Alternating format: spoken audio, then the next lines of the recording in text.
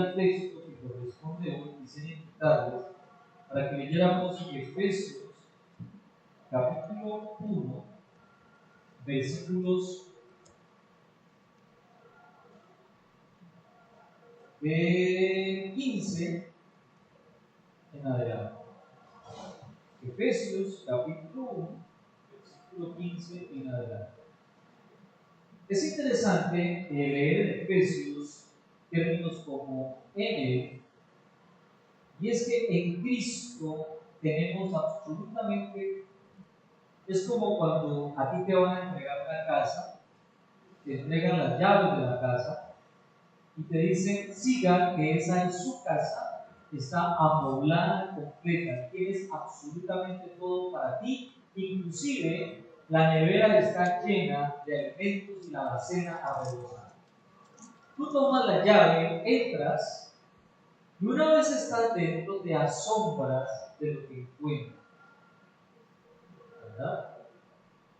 La única manera de poder disfrutar lo que tienes allá dentro es abriendo la puerta y entrar. En casa, dentro de la casa, podrás disfrutar todo lo que fue diseñado y planeado para tu disfrute. Y Pablo, cuando escribe la carta a la iglesia de Éfeso, le está diciendo, una vez tú crees en Cristo, te haces coheredero de todas las bondades, bendiciones que Dios ha diseñado para ti desde antes de la fundación del mundo. Es Cristo el paquete completo. Estar en Cristo es la única forma de poder recibir todo lo que Dios ha planeado para ti.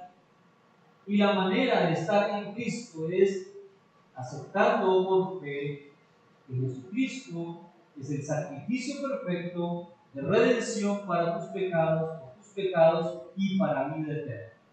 ¿Estamos allí? Ahora Pablo continúa diciendo en el versículo 15, por eso yo, por mi parte, desde que me enteré de la fe que tienen en el Señor Jesús y del amor que demuestran por todos los santos, no he dejado de dar gracias por ustedes al recordarles en mis oraciones. Verso 17. Pido al Dios de nuestro Señor Jesucristo, el Padre glorioso, les dé el espíritu de sabiduría, de revelación para que lo conozcan mejor. Pido también que les sean iluminados los ojos del corazón para que sepan a qué esperanza Él los ha llamado, cuál es la riqueza de su gloriosa herencia entre los santos. Verso 19. Y cuán incomparable es la grandeza de su poder a favor de los que. Repito esa última frase. Y cuán incomparable es la grandeza de su poder a favor de los que creemos. Ese poder es la fuerza grandiosa y eficaz que Dios ejerció en Cristo cuando lo resucitó de entre los muertos y lo sentó a su derecha en las regiones celestiales, muy por encima de todo gobierno y autoridad, poder y dominio, y de cualquier otro nombre que se invoque, no solo en este mundo, sino también en el venidero. Dios sometió todas las cosas al dominio de Cristo y lo dio como cabeza de todo aquel, a la iglesia. Esta, que es su cuerpo, es la plenitud de aquel que lo llena todo por completo. Cuando yo leo esta última frase, el concepto de iglesia explota. Pero lo maravilloso que quiero retomar para dar inicio al tema es que ese poder de Dios, ese mismo poder que resucitó a Jesucristo de entre los muertos, es el poder que está operando en nuestro favor. En otras palabras, tú y yo tenemos al Espíritu Santo, que es el poder de Dios. ¿Dónde? ¿Dónde? ¿No es lo mismo que dice antes?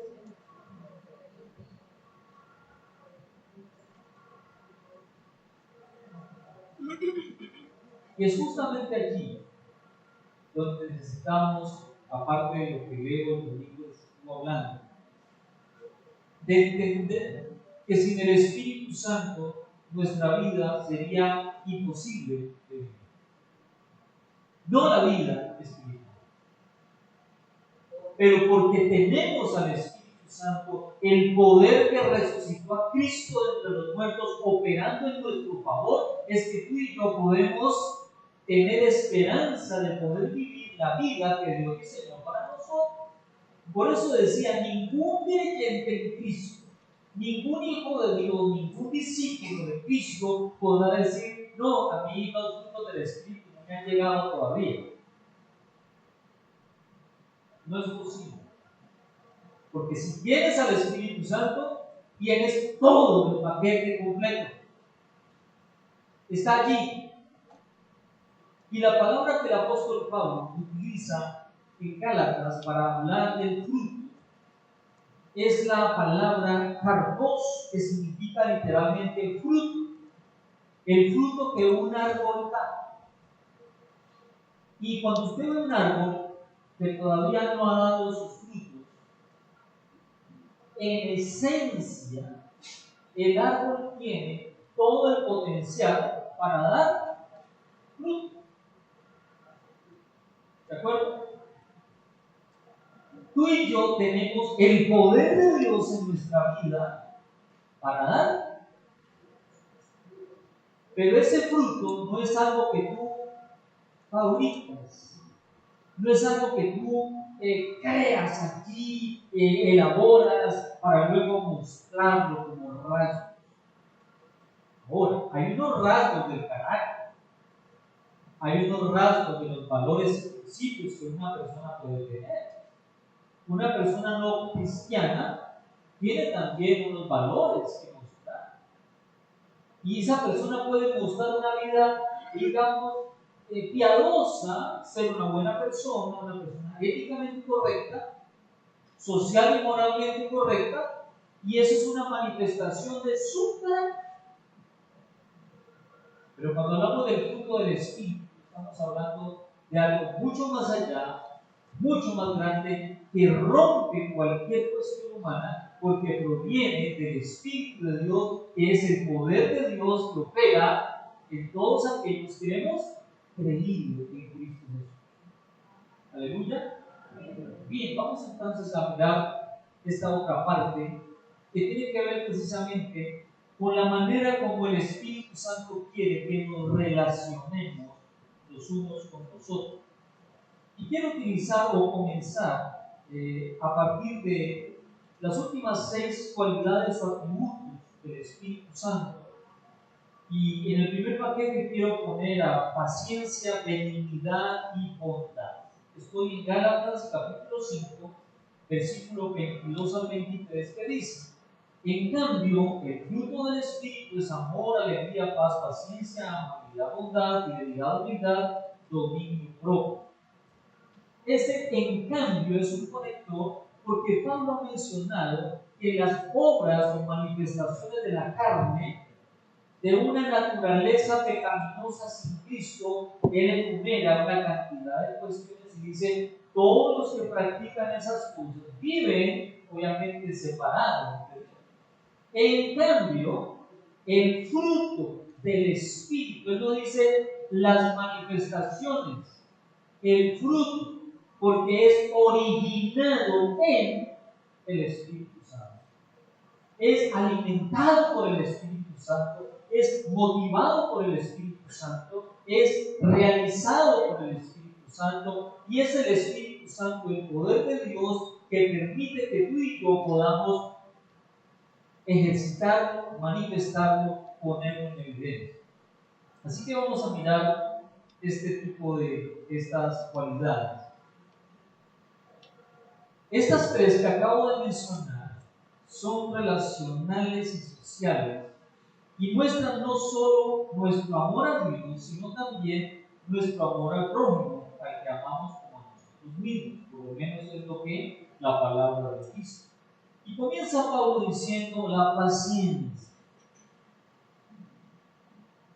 Alguien definía la paciencia como la lentitud divina para la ira, en lugar de la prontitud a enojarse. Y así escribe Santiago capítulo 1, verso 19. Esto lo saben mis amados hermanos, para que cada uno sea pronto para oír, tardo para hablar y tardo para la ira.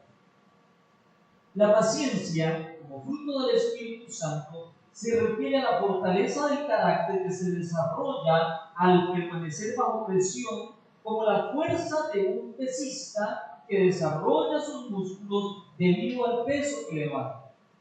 Es un corazón que está dispuesto a soportar o cargar las ofensas en lugar de atacar, no ser vengativo. Diría Pablo en 1 Corintios cuando habla del amor: el amor es paciente, es bondadoso, el amor no tiene envidia, el amor no es jactancioso, no es arrogante. Y además es rápido para perdonar y cubrir los pecados. El apóstol Pedro, en su primera carta, verso 8 del capítulo 4, escribe: sobre todo sean fervientes en amor los unos por los otros, pues el amor cubre multitud de pecados. La paciencia es lo que el Espíritu Santo quiere forjar en nosotros para que no seamos rápidos para la condenación, sino aprender a permanecer bajo la carga, bajo la presión, para no ser rápidos en nuestra condenación y más bien ser prontos en poder escuchar, en poder comprender y en poder perdonar. Y por lo tanto, opera contrario al corazón del ser humano, porque el corazón del ser humano sin Cristo es rápido para juzgar, es rápido para ser negativo, es rápido para juzgar. Como la ley del viejo oeste, el que primero saca la pistola era el duro, el paseo. El fruto del Espíritu ahora es pronto para operar el corazón de Dios, operar conforme el corazón de Dios. Paciencia. Dios es un Dios paciente. Y es por su paciencia que ha extendido su misericordia a fin de que muchos lleguen al arrepentimiento. Pero para que muchos lleguen al arrepentimiento, para eso está la iglesia, para que la iglesia proclame el Evangelio a todos los que están necesitando esa misericordia y gracia de parte de Dios. La benignidad es una dulzura de espíritu moderada por Dios mismo. No es altiva ni grosera, sino humilde y cortés. Es una gracia complaciente que nos hace agradables, prontos para dar una respuesta suave, como dice Proverbios 15:1. La suave respuesta o la blanda respuesta aplaca la ira o aparta el furor. Pero la palabra hiriente hace subir la ira, nos hace la benignidad, empáticos con los necesitados y útiles para los que necesitan ayuda. La benignidad consiste en amar a los que son contrarios a nosotros. Cuando Jesús dice: amarás a tu enemigo, el concepto de enemigo no es el concepto que tenemos nosotros de enemigo. Cuando nosotros hablamos de enemigos, estamos hablando de gente que hace mal, que nos ha dañado y a los que casi que tenemos como el derecho de odiar. La palabra enemigo es todo aquel que es contrario, adversario. Cuando el equipo X juega con el equipo Y, son enemigos, son contrarios, ambos pertenecen a equipos distintos. Eso no significa que van a salir a la cancha a matarse. Tampoco van con la intención. ¿Por qué nos hemos vuelto enemigos odiándonos cuando no entendemos la diferencia?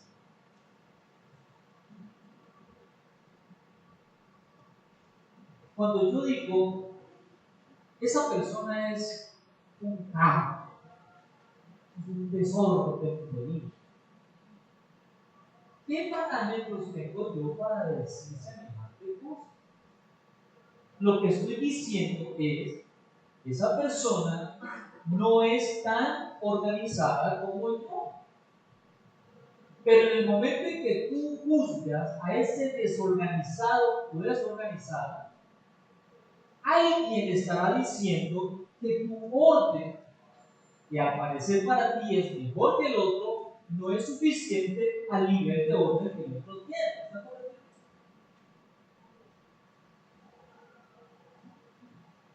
Y ese es el juego de nuestra alma motivada por el pecado.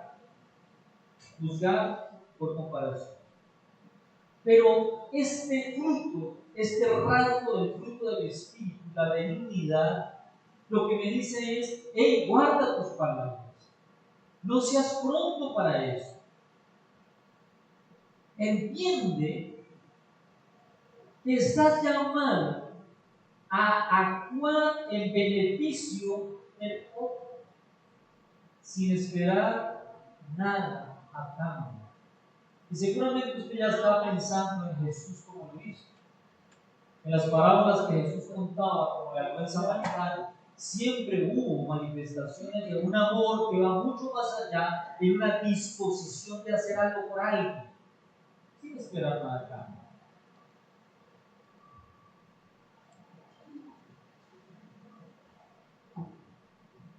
Y ese tercer elemento que muestra Pablo es la bondad. Una disposición práctica a bendecir en lugar de maldecir. Que resiste el dolor, que busca hacer el bien a todos cuando Dios da la oportunidad, el espíritu benéfico que no se conforma con el querer, sino que insiste en hacer.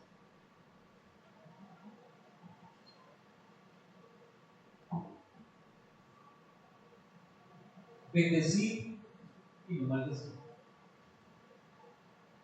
El término bendecir está relacionado con el hablar bien, con el bien decir o el mal decir. Yo no maldigo porque digo maldita sea, maldito viejo, maldita vieja. Yo maldigo cuando hablo desacertadamente de alguien o de algo. Yo maldigo cuando hablo y juzgo comportamientos de otros. Yo maldigo cuando me quejo de una situación en lugar de actuar en beneficio de las circunstancias. Alguna vez predicaba sobre este tema. Leíamos un proverbio que dice que el sabio trae prosperidad a la ciudad porque habla bien de la ciudad. En cambio, el perverso trae destrucción a la ciudad cuando habla mal de la ciudad. Utilizaba el ejemplo, cuando uno va, en este caso, cuando estuvimos en Pinedo, mucha gente le pregunta, ¿ve cómo está Cali? ¿No es esa pregunta? Vas al extranjero, ve cómo está Colombia, cómo está la tierrita. Y ahí es donde usted comienza a regar su bendición. Bendita tierra de mi color colombiano. ¿Cómo amo mi sancocho atún? O, por el contrario, en lugar de mostrar el fruto del Espíritu, muestras la otra cara de la maldición. No, sería lo mismo,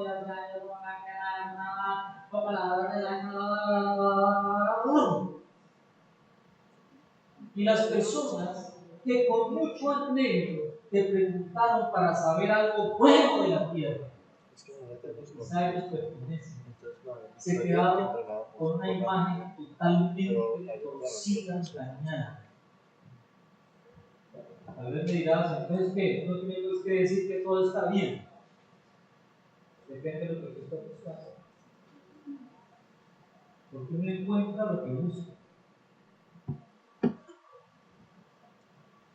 Cuando por el noticiero se hablaba tantos desastres que estaban ocurriendo en tal lugar, yo le pregunté a muchas personas del lugar, ¿qué está pasando allá? La verdad, nada.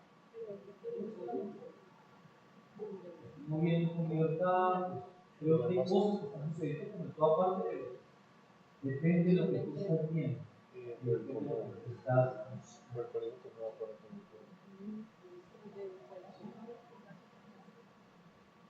Si tú buscas en las redes sociales noticias negativas, es un igual. Conclusión, esto es una porquería. Pero si buscas las cosas positivas, también van a llegarte cosas positivas. ¿Me están comprendiendo? Como cuando hablamos con los varones. No es que a mí me llegan. Yo estoy orando y de pronto me llegan aquí un poco de viejas en calzón. A usted no le llegan viejas en calzón. Usted anda buscando viejas en calzón. Porque si usted busca llantas, le llena la red de llantas. Recetas. Y como decían el discipulado, yo no escucho a ningún cliente que me diga, le tienen bombardeado y redes de versículos bíblicos y predicación.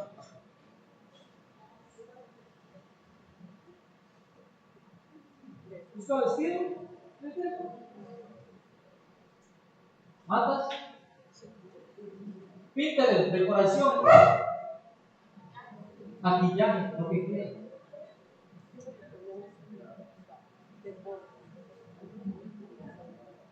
La lengua, lo que decimos, tiene la oportunidad de evidenciar el fruto del Espíritu Santo o mi carrera.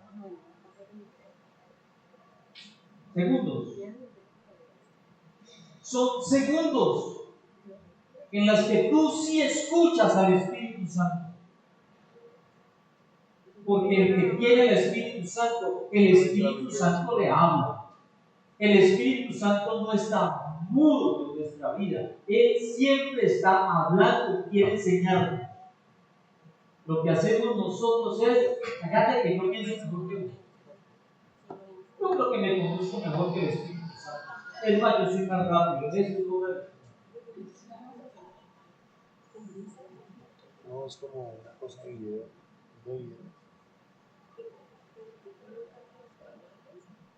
¿Cuánto necesitamos actuar? Y no solamente quedarnos en pie. Número 2, Pablo menciona 3 cosas más que seguramente deben haber sido especialmente notables en la sociedad de Carlos por ser claramente opuestas a los vicios predominantes.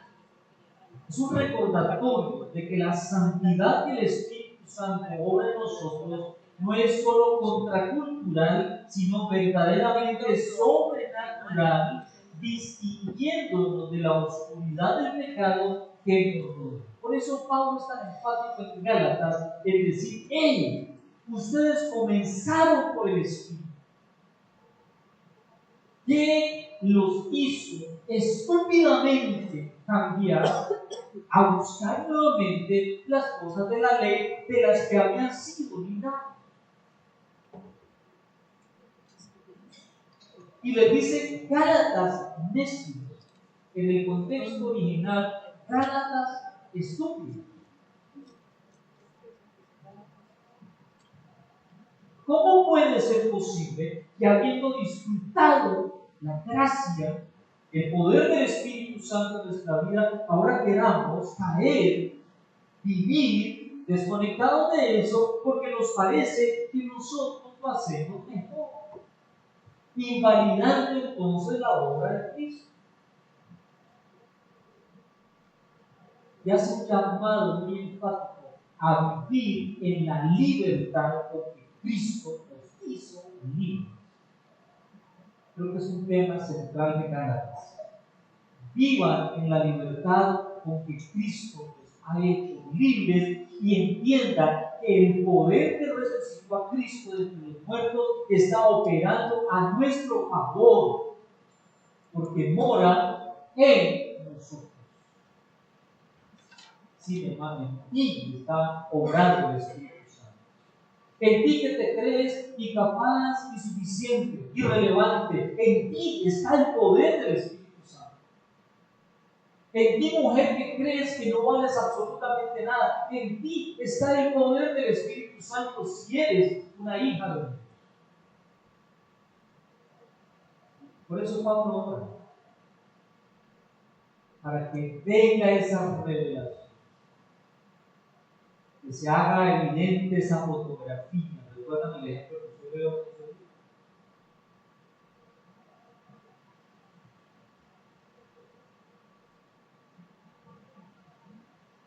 Por eso la obra del Espíritu Santo y el fruto del Espíritu Santo es contracultural, porque no opera los principios de esta cultura.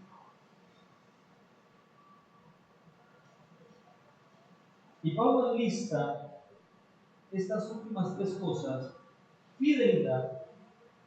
Y la fe y la fidelidad son dos conceptos íntimamente relacionados. Por un lado está la fe que me permite aceptar la gracia, el regalo de Dios a través de la obra de Cristo. Depositar mi confianza en lo que Cristo hizo por mí en la cruz. No es solamente un creer en Dios, porque hasta los demonios creen en Dios sin tiempo. Es el trasladar mi confianza en la obra redentora de Cristo, donde yo digo, ya no puedo hacer algo más porque Cristo lo ha hecho absolutamente todo. Pero el fruto del Espíritu Santo también opera en capacitarme para ser fiel a Dios, para obrar y vivir de acuerdo a lo que Dios quiere, su voluntad, pero también me capacita para ser fiel a los demás.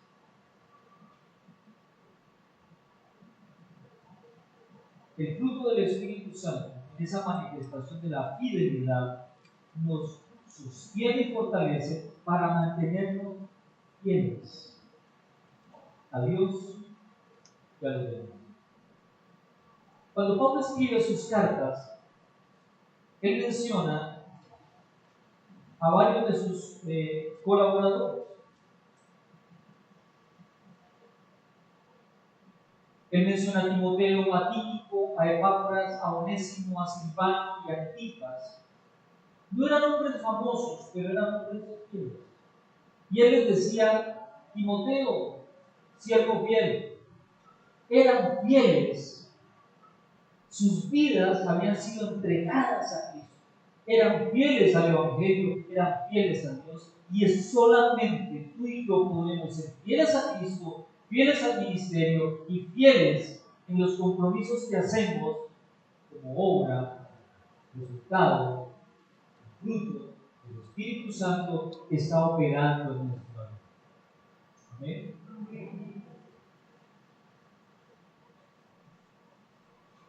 Vivimos en una cultura donde cada vez somos más aislados.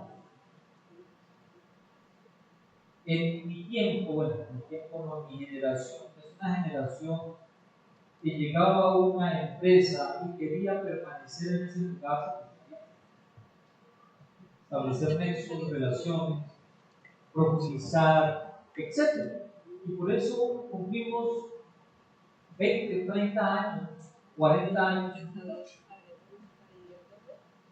Las últimas generaciones están desvinculadas y están siempre, voy a decir, no quiero que sea un juicio, pero es como si estuvieran pendientes de nosotros. Si mañana me paga mejor allá, si mañana me voy a hacer estos puntos, o sea, donde quiera que me resulte mejor. Poco anclados y a veces me da la impresión que en la posmodernidad los creyentes han ido creyendo que la fe se vive de esa manera. Y estamos aquí, mañana vamos por allá, mañana vamos por acá, así, porque donde quiera que me sienta mejor hay Cristo. Porque piensan que la iglesia es de confort, que la iglesia es un lugar donde yo me acomodo, donde me siento bien. Yo te quiero decir una cosa: la iglesia no fue diseñada para que tú seas una persona que se sienta cómoda o no. sino porque Cristo en su obra te inserta en el cuerpo de Cristo para sus propósitos. Y allí debes permanecer, ser fiel al Señor. Al Señor. Y si eres fiel al Señor, serás fiel con los hermanos, serás fiel con los que te encomiendes, serás fiel como fruto del Espíritu Santo. A menos que te encuentres con una iglesia donde el pecado sea acariciado, silenciado, o liderazgo viva el pecado, del cual te pediría que salga. Pero una iglesia que ama la sana doctrina, que tiene los fundamentos básicos, que pelea por ellos, por ejemplo, la redención por la sangre de Cristo, la salvación por la obra de Cristo, en fin, no por formas.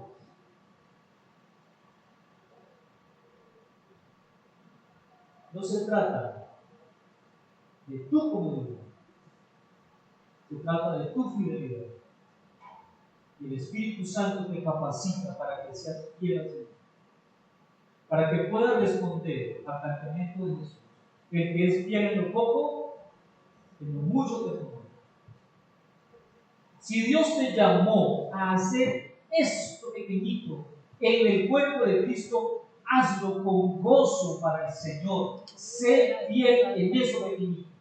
Si te encomendó dos cosas, sé fiel al Señor en esas dos cosas, porque si te encomendó dos es porque puedes con su poder hacerlo. Y si te encomendó cuatro, serás fiel para hacer las cuatro, porque Él te capacita para 4, para 5, para 10. Y no será para tu jactancia. Pero el que tiene 10 no es más que el que tiene 1.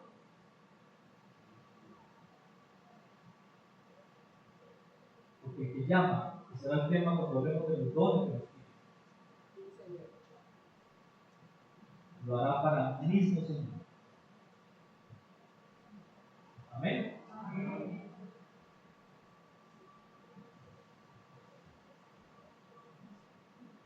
Pero Pablo habla de mansedumbre también. La mansedumbre, la gracia que indica que no nos irritamos fácilmente, sino que nos apaciguamos con facilidad, gobernando nuestras respuestas y posibles resentimientos ante la manera en que Dios y los hombres nos tratan. La mansedumbre es la fuerza bajo control, es la capacidad de ser fuertes, de ser agresivos, es la paciencia, la gentileza y la amabilidad en todas las circunstancias. Jesús dice: aprended de mí, que soy manso y humilde. Yo escuché una frase, se la escuché por muchas generaciones, por muchas décadas, una generación son 40 años, décadas, como una manera de sacudirse, ¿no? Con ese mal concepto de sea en la dignidad. Sí mismo, hay que ser manso, pero no menos. ¿Pueden dar paso? Manso, pero no menso. Usted que será menso, pero sí se cree manso. Y Jesús era manso. Y cuando yo miro a Jesús, encuentro con Jesús que en su mansedumbre también sabía poner el lugar de sus emociones y decir lo que tenía que decir y confrontar al que tenía que confrontar, pero nunca encontramos a Jesús desbordado emocionalmente. ¿Sí? Cuando él tuvo celo por su casa, volcó las mesas de los campistas. La casa de mi padre no será llamada una casa de ventas, será casa de oración. Pero él no cogió con las tablas de las mesas y las acabó con la cabeza del consumidor. Dejó por sentado su celo por las cosas de Dios. Tú y yo también podemos ser celosos por las cosas del Señor y no permito que obres en contra de la palabra de Dios y que obres en contra de los principios de la iglesia, pero eso no te hace ni enemigo, ni mucho menos para hablar de ti, ni mucho menos para hacer cosas en contra de ti. No sé si me están comprendiendo. Tú puedes decir a alguien en tu casa, no comparto lo que estás haciendo. Estoy en contra de eso porque rompe los principios que Dios ha establecido para nuestras vidas. Pero eso no te hace mi amigo. Estoy dispuesto a amarte y servirte. Pero pongo límites también.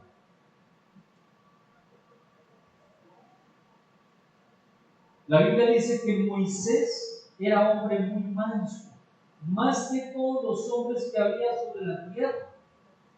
Números 12:3. Pero usted no ve a un Moisés por allá.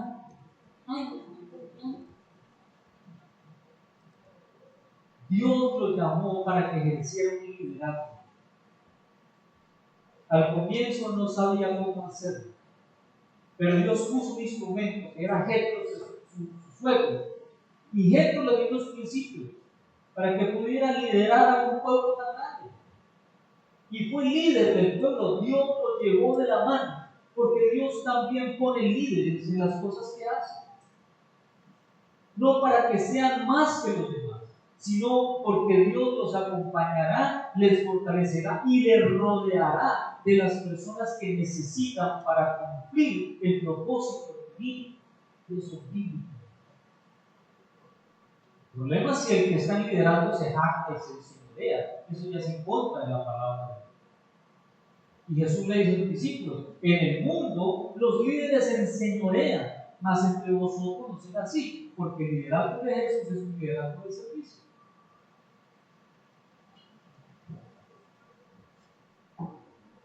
¿Cómo es un liderazgo? ¿Nos servimos? ¿O esperas el servicio? Es que yo tengo todo el derecho a que me sirvan. No,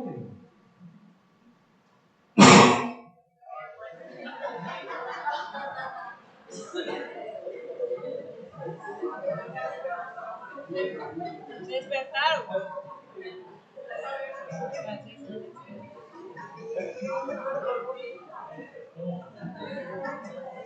fuerza del Espíritu.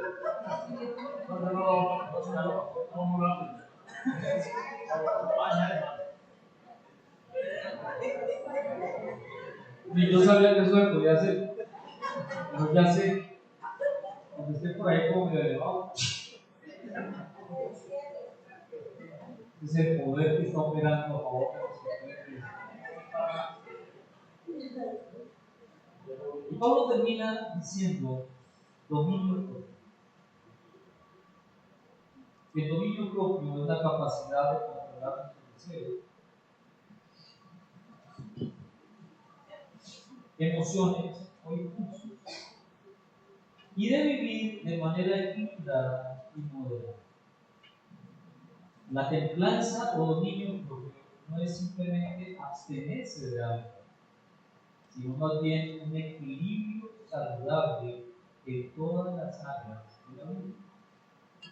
Una actitud templada hacia todo lo bueno de esta vida, para recibirlo con gratitud, pero sin codicia, para disfrutarlo razonablemente y no con exceso, para dedicarse a ello con moderación y no con extravagancia.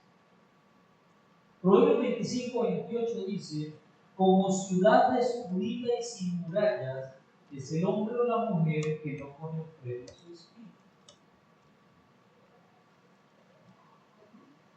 Proverbios 25:28. Como ciudad destruida y sin muralla es el hombre que no pone freno a su espíritu. Y el dominio propio implica control de los deseos, saber decir no a las tentaciones y resistir los impulsos que nos alejan de Dios. Implica moderación en todas las cosas, evitar los excesos y vivir una vida equilibrada, como dije ahorita. Implica disciplina personal, entrenar nuestra mente y cuerpo para resistir la tentación y cultivar hábitos saludables. Y también implica sabiduría, tomar decisiones sabias basadas en la palabra. El dominio propio no es no sentir, no desear. Es a pesar de lo que siento y a pesar de lo que desee, hay algo que está en mí que me impulsa, me dirige y me da el poder para decir.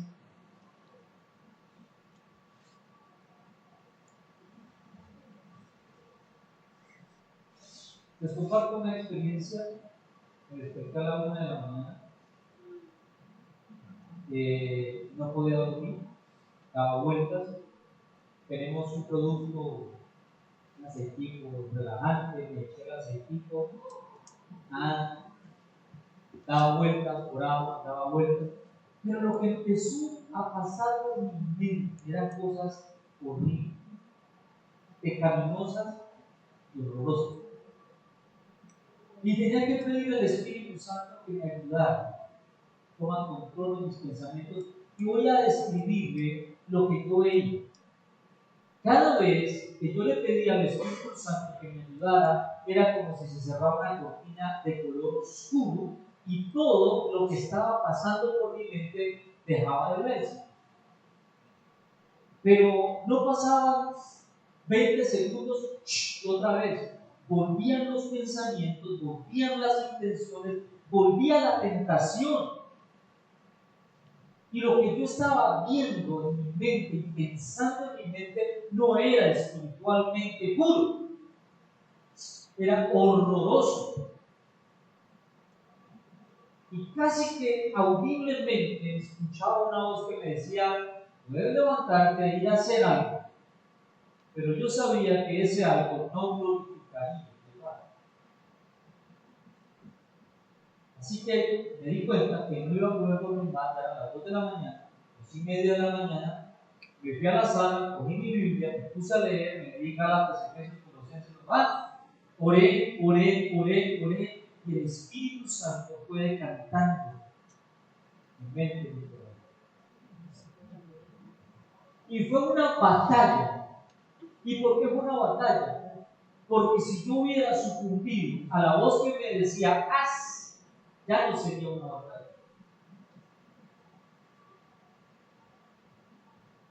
Y sentí como Dios me estaba diciendo: lo que vas a decir mañana o este día es posible, lo acabas de vivir. Sí podemos ser victoriosos por el poder del Espíritu Santo. Sí podemos por el poder de la palabra. Pero no será por tu fuerza, ni por tu experiencia, ni por lo madurito o madurita que te creas, sino porque vamos a la palabra. Y no importa si no dormí, y no importa si tengo más orejas de las acostumbradas, pero hay un gozo en mi corazón que me quema toda esta mañana, adorando a Padre. En medio de lo que está pasando en la iglesia a nivel mundial, Satanás defiende su porquería de mano para destruir, matar, como él sabe hacer.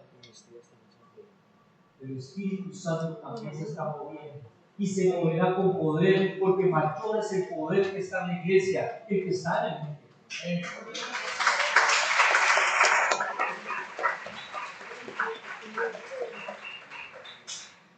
Pablo termina diciendo esto maravilloso: no hay ley que condene esta. No existe una ley que prohíba la manifestación del Espíritu Santo, porque el poder del Espíritu Santo no puede ser reprimido por una ley. Es más, el Espíritu Santo es ley misma. Y es la ley que nos ha liberado de la ley del pecado y de la muerte.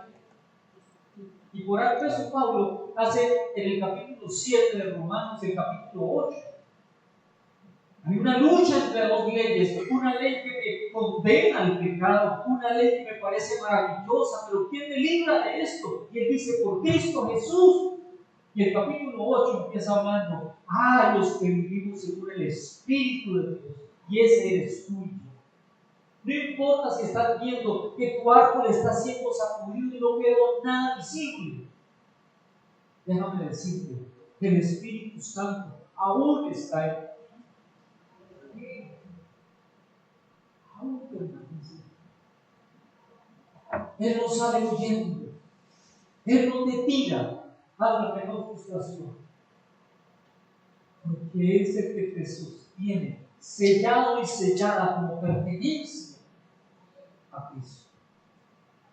Más bien vuelve tu corazón. Más bien levantémonos de la lucha que estemos viviendo y creamos de que Él tiene poder suficiente para sostenernos. Anoche, esta mañana pude ser victorioso por Él, pero estoy seguro que la batalla no terminó. Se levantará con más velocidad, pero Él estará con mayor poder para sostener todos los días de nuestra vida. Porque hay esperanza siempre en Dios. Necesitamos el culto de Jesús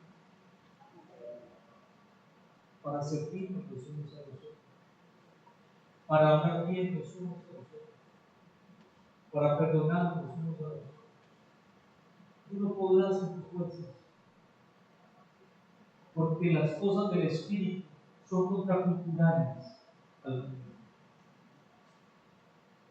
Pero todo lo que es imposible para el mundo es posible para Dios.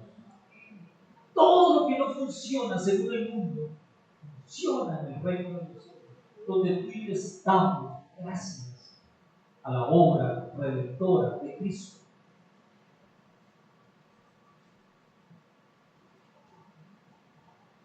Hoy puede ser tu lucha con este pecado. Mañana puedes luchar con el orgullo, con la envidia, con la mentira. Porque no es que hay unos pecados más horribles que otros. Lucharemos siempre con la tentación. Pero cada vez que se levante la tentación, también se levanta la voz del Espíritu que dice: hijo, ya sabes dónde venir. Ven a mí. Y tú puedes decidir correr a la dirección del Espíritu Santo. Y me encanta esto, siempre lo digo: el Espíritu Santo nunca está apuntando a un lugar diferente que no sea el corazón y la voluntad del Padre. Mi alma está siempre buscando los recursos del viejo hombre, porque todavía sigue creyendo en parte que eso me trae más satisfacción. Y se vuelven fortalezas, pero también tenemos una fortaleza a la que podemos acudir, y ese es Cristo.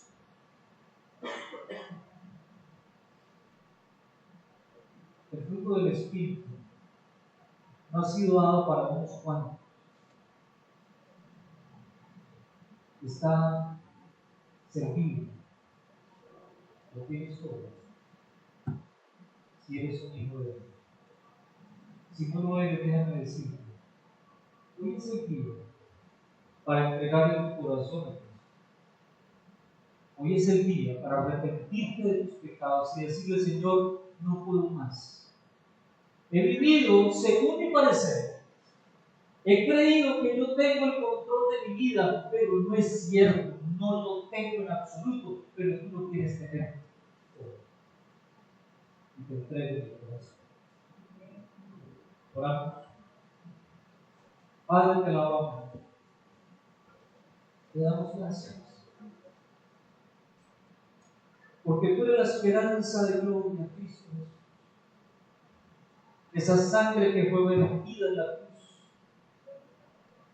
la que nos perdona, la que nos limpia, la que fue el precio que pagaste para liberarnos. Gracias por tu Espíritu, Señor,